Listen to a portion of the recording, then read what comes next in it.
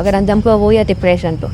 Alam mo kapatid, parang sa isang banda naniniwala ako ay parang Joey De Leon. Hindi totoo ang depression, tal. Hindi totoo. Estado lang ng kaisipan yan. Nasa isip daw. Kung pipiliin mo sa buhay mo na depress ka, hindi ko daw. Parang mayaman, mahirap lang yan. Ang mga bagay-bagay na tumatakbo sa isip natin, ay desisyon natin yan. Pinili natin yan. Kung pipiliin mong depress ka, malungkot ka, feeling bitin ka tal.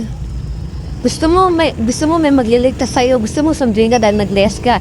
Gusto mo aruin ka dahil masama loob mo. Desisyon yan. Ang depression, ilusyon. Ilusyon na binibili mo sa sarili mo.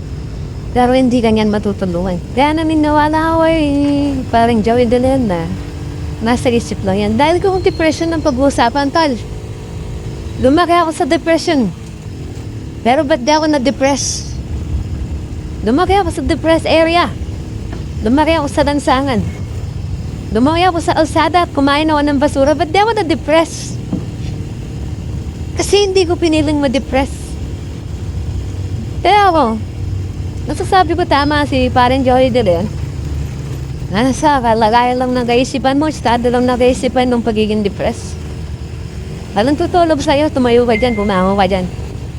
Kung wala ka makakasama, wala ka talaga makakasama. Pero kung gusto mo na may susuporta sa'yo, tol, nandito ako. Kahit may ginagawa ako, susuportahan kita. Pumunta ka nga sa akin. Magsabi ka lang. Kahit sino pa. Lalo na, magkakapatid tayo sa lupa.